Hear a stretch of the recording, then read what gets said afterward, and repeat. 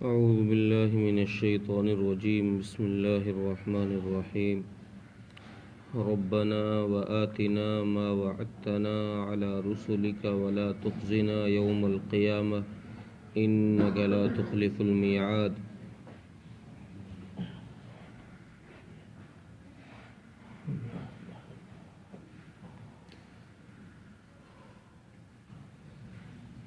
پچھلی آیتوں میں جیسے اہل عقل والوں کی جو دعاؤں کا ذکر کیا تھا، ان میں تو 2 آیتوں کے اندر جہنم سے بچنے کے لیے اور دنیا میں اللہ کی فرما برداری کا ذکر کیا گیا تھا۔ اس آیت میں ان لوگوں نے جو دعا کی ہے اس کا تعلق ہے دنیا اور آخرت میں کامیابی سے، اور فرماتے ہیں کہ اے ہمارے رب، ہم کو تو وہ عطا کر جس کا تو نے اپنے رسولوں کے ذریعے سے ہم سے وعدہ کیا۔ رسولوں کے ذریعے سے وعدہ کیا کیا ہے کہ یا تو اس سے مراد یہ ہے کہ تو نے وعدہ کیا ہے کہ جو ایمان لے کر آئے گا، رسول کی بات مانے گا، اس کو جنت میں گھر دیا جائے گا اور قیامت کے دن اس کو قرب عطا فرمایا جائے گا، اور دنیا میں اس کو فتح نصیب کی جائے گی، یعنی دشمنوں پر اس کو غالب رکھا جائے گا، کبھی مغلوب نہیں کیا جائے گا۔ تو یہ فرماتے ہیں کہ اللہ تو ہمیں وہ چیز عطا کر دے جس کا تو نے نبیوں کے ذریعے سے وعدہ کیا ہے، یعنی ہمیں دنیا میں ابھی ہم حیات ہیں تو ہمیں کافروں پر جلدی سے فتح نصیب فرما دے، غلبہ نصیب فرما دے۔ اور ما وعدتنا کا لفظ یہاں جو ذکر کیا ہے کہ جس کا تو نے ہم سے وعدہ کیا ہے وہ ہمیں عطا کر دے، یہاں ایک سوال یہ پیدا ہوتا ہے کہ کیا ان لوگوں کو، مسلمانوں کو، اللہ کے وعدہ خلاف ہونے میں، کوئی وعدہ کے پورا کرنے میں کوئی شک تھا؟ کہ اس لیے یہ بات کہی گئی ہے ما وعدتنا کہ جس کا تو نے وعدہ کیا ہے اسے پورا کر۔ اس کا جواب تفسیر مظہری نے لکھا ہے کہ وعدے کا پورا کرنا نہ کرنا اس کا مطلب نہیں ہے، اللہ وعدہ خلاف تو ہے ہی نہیں۔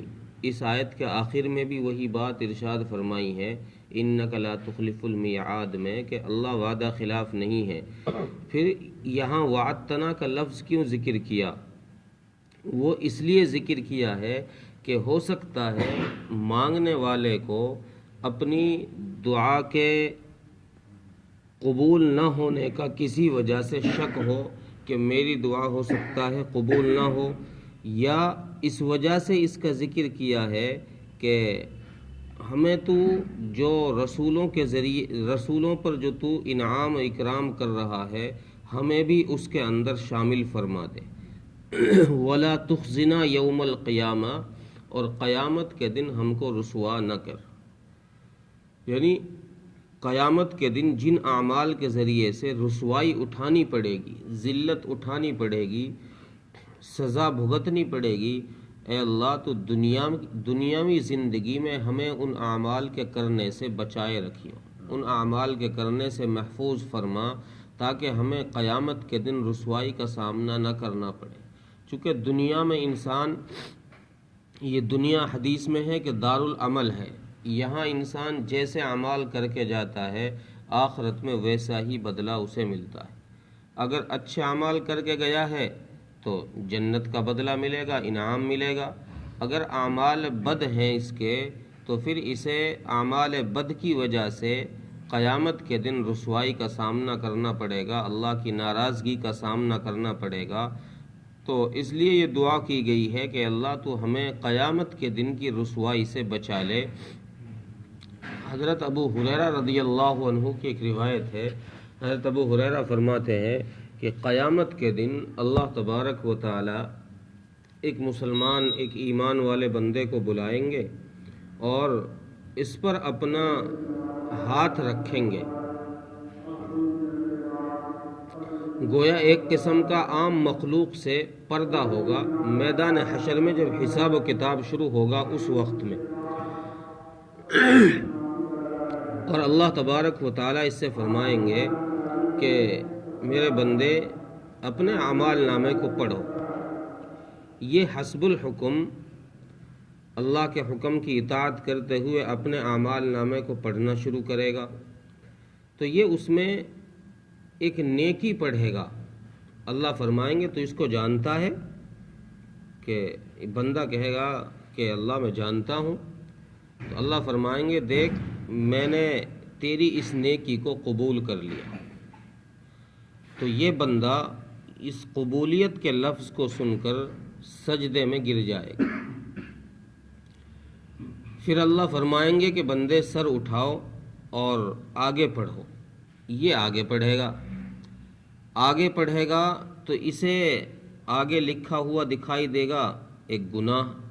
یہ اس گناہ کے بارے میں پڑھے گا تو اس گناہ کے بارے میں پڑھتے ہی خوف کی وجہ سے اس کا دل دھڑکنے لگے گا اور خوف اور ڈر اس کے اندر پیدا ہو جائے گا کہ بھئی اب سزا ملے گی، گناہ بھی لکھا ہے۔ تو اللہ فرمائیں گے کہ بندے تو اس کو جانتا ہے، یعنی اس گناہ کا تجھے پتہ ہے کہ تو نے یہ کیا تھا؟ یہ کہے گا کہ ہاں اللہ میں جانتا ہوں اس کو، مجھے معلوم ہے میں نے کب کیا تھا یہ۔ اللہ فرمائیں گے بندے میں نے تیرے اس گناہ کو معاف کر دیا ہے۔ تو یہ بندہ معافی کا اعلان سن کر پھر سجدے میں گر جائے گا۔ اللہ فرمائیں گے کہ بندے سر اٹھاؤ۔ یہ پھر سر اٹھائے گا تو اللہ فرمائیں گے آگے پڑھو۔ تو گویا اسی طریقے سے یہ پڑھتا رہے گا، جب نیکی آئے گی تو اس نیکی کے قبولیت پر یہ سجدہ شکر ادا کرے گا، اور جب گناہ آئے گا کوئی تو اس گناہ کی معافی کے اعلان پر یہ سجدہ شکر ادا کرے گا۔ اب یہ جو میدان محشر میں عوام کھڑی ہے، حضرت آدم علیہ السلام تک سے لے کر اور قیامت کے دن تک آنے والے سارے انسان سارے جنات وہاں کھڑے ہوئے ہیں، سب اس کا تماشا دیکھ رہے ہیں۔ اب کسی کو نہیں پتا کہ یہ کیوں سجدہ کر رہا ہے، کس وجہ سے سجدہ کر رہا ہے، صرف لوگوں کو اس کا سجدہ نظر آ رہا ہے کہ ہاں یہ سجدہ کر رہا ہے۔ تو یہ لوگوں میں یہ چرچا ہوگی کہ بھئی بڑا نیک آدمی ہے، اللہ کا بڑا نیک بندہ ہے کہ اس نے گناہ ہی نہیں کیے، اللہ کے حضور میں اب بھی جا کر سجدہ شکر ادا کر رہا ہے۔ تو اللہ تبارک و تعالی مسلمانوں کی اعمال نامے کو ان کو ذلیل نہ کرنے کی وجہ سے اس طریقے سے چھپا چھپا کر کے حساب لیں گے، اور انہوں نے جو خطائیں کی ہیں، جو غلطیاں کی ہیں، ان کی غلطیوں کو معاف فرمائیں گے۔ اس لیے آخر میں ان لوگوں نے جو دعا ذکر کی ہے اس آیت کے آخر میں اس لیے فرماتے ہیں انک لا تخلف المیعاد، مولا تو نے ایمان پر جنت کا وعدہ کیا ہے، رسولوں کی بات ماننے پر تو نے مغفرت کا وعدہ کیا ہے، جنت کا وعدہ کیا ہے، اور تو وعدہ خلاف نہیں ہو سکتا۔ دنیا وعدہ خلافی کر سکتی ہے، لوگ وعدہ خلافی کر سکتے ہیں، لیکن تیری ذات ایسی ہے کہ تو وعدہ خلاف نہیں ہو سکتا۔ اس لیے ہمیں ان باتوں کے عوض میں جو ہم نے رسولوں کی مانی ہے، ہم ایمان لے کر آئے ہیں، تیری ذات کو ایک مانا ہے، ان سب باتوں کے عوض میں تو ہماری مغفرت فرما دے اور ہمیں قیامت کی رسوائی سے بچا لے، بے شک آپ وعدہ خلاف نہیں ہیں۔ ترجمہ دیکھیں، ربنا وآتنا ما وعدتنا علی رسولک، اے ہمارے رب ہم کو وہ چیز عطا کر جس کا تو نے ہم سے وعدہ کیا ہے اپنے رسولوں کے ذریعے سے، ولا تخزنا یوم القیامہ، اور ہم کو قیامت کے دن کی رسوائی سے بچا لے، انک لا تخلف المیعاد، بے شک آپ وعدہ خلاف نہیں ہیں۔ اللہ تعالیٰ ملک توفیق۔